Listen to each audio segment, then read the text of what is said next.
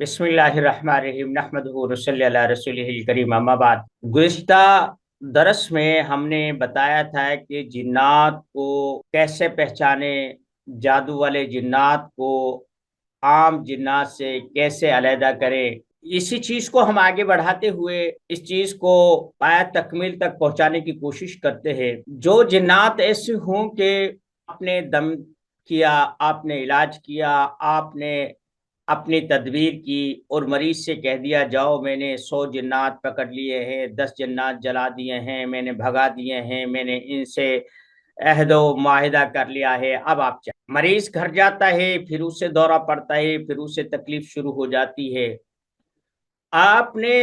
تشخیص میں یہ چیز دیکھنی ہے کہ آپ کی جو معلومات ہیں ان کی بنیاد پر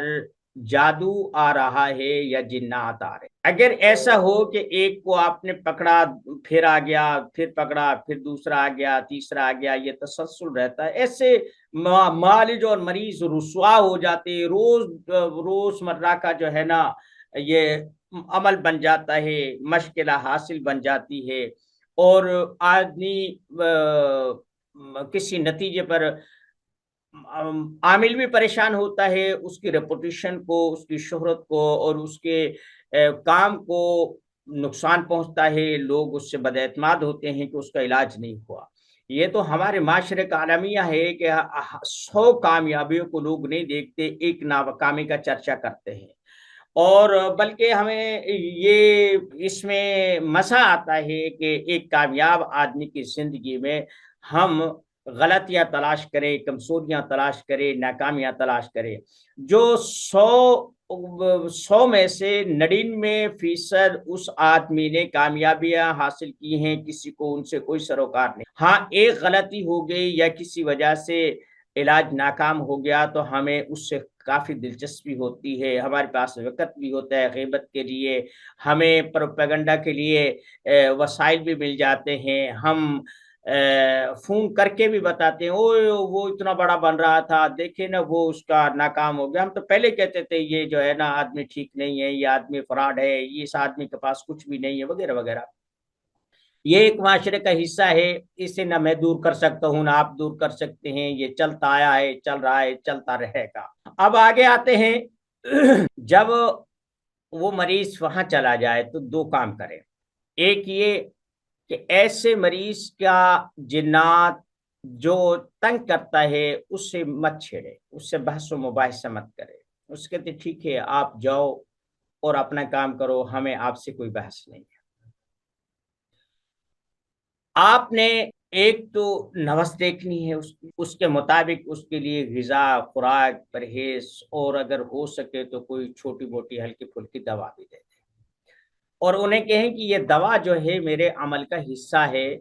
نہ کہ یہ جیسے عام حکیم، طبیب، ڈاکٹر کی دوا ہوتی ہے وہ دوا نہیں ہے، یہ میرے عمل کا حصہ ہے، تو مریض اسے کھا لے گا۔ آپ نے جادو کا جب علاج کرنا ہے، جادو کا ایک چھوٹا سا میں آپ کو ایک علاج بتا دیتا ہوں جو میرے کئی دہائیوں سے میرے معمولات میں ہے، کہ میں نیم کے پتے لیتا ہوں اور نمک، جسے لاہوری بھی کہتے ہیں، کھانے والا جو نمک ہوتا ہے، سالٹ بولتے ہیں، یہ ڈلی والا لے لے، پسا ہوا نہ ہو، ٹھیک ہے نا۔ مجھے ایسے ہی ملا، میں ایسے استعمال کرتا ہوں۔ اب کوئی آدمی بحث کرے کہ پسے ہوئے میں کیا ہے، ڈلی والے میں، بھائی نہیں، مجھے جو ملا ہے میں وہ بتا رہا ہوں، جو میرے استعمال میں میں وہ بتا رہا ہوں۔ اتنا تھوڑا سا لے لے، ایسا ایک چھٹانکی لے لے، کم زیادہ بھی لے سکتے ہیں۔ اس پہ نمک کی ڈلی اور نیم پہ آپ سورہ بقرہ کی آیت نمبر 102، بسم اللہ الرحمن الرحیم واتبعوا ما تتلو الشیاطین علی ملک سلیمان وما کفر سلیمان ولکن الشیاطین،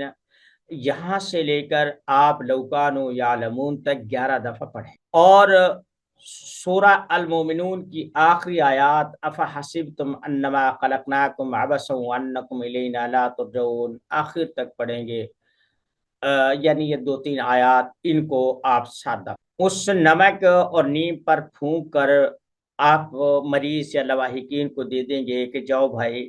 کہیں چلتے ہوئے پانی سے، جیسے دریا ہے، نہر ہے، ندی نالے ہیں، گندا پانی نہیں جو صاف قدرتی ہوتا ہے، یا کسی ٹیوب ویل کا پانی لے لیں، اس میں آپ 2-4 کلو پانی لے لیں، اس میں انہیں ابالیں، نمک کو دردرا سا کوٹ لیں اور اس میں شامل کر لیں۔ جب وہ ابل کے نمک اس میں حل ہو جائے تو وہ پتے نکال کر ایک طرف کر دے، اب ان کی ضرورت نہیں رہی۔ آپ دبا بھی سکتے ہیں، آپ انہیں ایک طرف بھی کر سکتے ہیں اور اونچی جگہ بھی رکھ سکتے ہیں۔ میں تو دبانے کے لیے کہتا ہوں کہ بھئی انہیں زمین میں دبا دیں۔ اب اس پانی کو آپ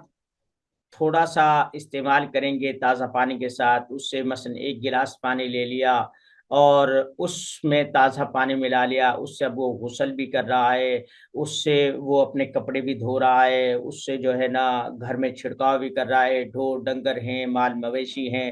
اگر ان کے ساتھ یہ ہوتا ہے مر جاتے ہیں، وہ دودھ پورا نہیں دیتے، یا وقت سے پہلے حمل ضائع ہو جاتا ہے، یا جو گائے بھینسیں ہیں وہ آگے امید سے نہیں ہوتی،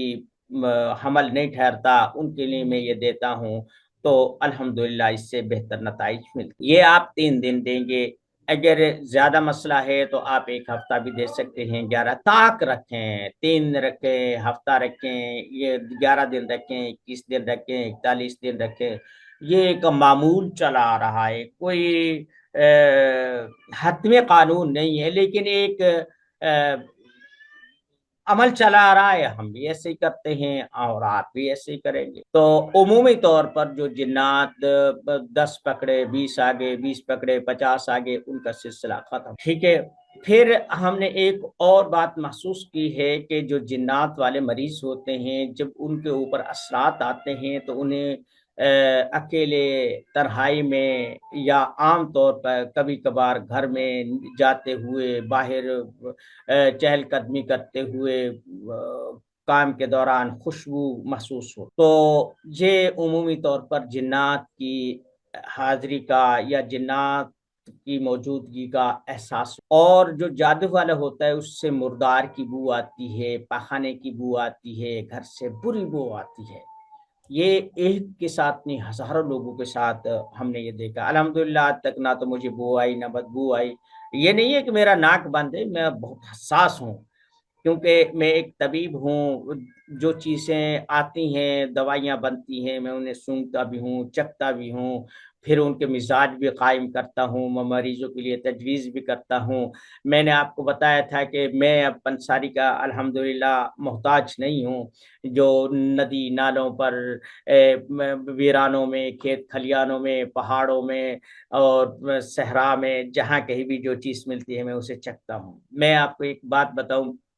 میں ایک جنازے میں گیا، ہمارا عزیز تھا، میرا بڑا سالہ تھا، برادر ان لا، اس کا سسر فوت ہوا۔ میں وہاں گیا تو ابھی کچھ قبر میں دیر تھی، تو ہم وہاں قبرستان میں بیٹھ کے، وہاں ایک بوٹی تھی، وہ عجیب سی بوٹی تھی، عام قبرستان میں ہوتی ہے، تو میں نے نا اس سے ایک پتا لیا، اسے چبایا، دیکھا، پھر تھوک دیا۔ میں نے اندازہ کیا کہ یہ اعصابی ہے، کھار تھی اس میں بہت زیادہ، کیونکہ وہاں قبرستان میں پانی بھرا ہوا تھا تو شور کلر تھا۔ میں نے اس سے وہ چکھا، مجھے ٹھیک 10 سے 20 منٹ کے بعد چھینکیں آنا شروع ہو گئی، بہت زیادہ انفیکشن ہوا، کھانسی ہے، نزلہ زکام ہے، رینٹ رال ایک ہو گئے، اور حال جیسے فل جو ہے نا سردی لگتی ہے، عصبیت بہت غالب آ گئی۔ خیر میں 1-2 دن تنگ ہوا، تنگ ہونے کے بعد پھر میں اس نتیجے پر پہنچا کہ عصبیت کا، اگر مجھے عصبیت کی ضرورت پڑتی ہے، عصبی تحریک کرنا پڑتی ہے، تو یہ میرے کام آئے گی، اور وہ پھر مجھے بہت کام آئے۔ اور میں نے یہ چیز دیکھی ہے کہ جب میں کوئی چیز کرتا ہوں، وہ نتائج میری مرضی کے خلاف آتے ہیں، یا جو میں چاہتا ہوں وہ نہیں ہوتا، جسے ہم کہتے ہیں میرا کام خراب ہو گیا، کام بگڑ گیا، میں ناکام ہو گیا۔ نہیں، میں اس میں یہ چیز دیکھتا ہوں کہ یہ جو ناکامی ہے اس سے میں کیا فائدہ اٹھا سکتا ہوں، یہ میری زندگی کا معمول ہے، میں روتا دھوتا نہیں ہوں، میں صرف یہ دیکھتا ہوں کہ اس سے میں کیا فائدہ اٹھا سکتا، اور الحمدللہ پھر مجھے فائدہ ملتا ہے۔ آج کا یہ عمل ہے، آج کی اتنی کلاس کافی ہے، وما علینا الا البلاغ۔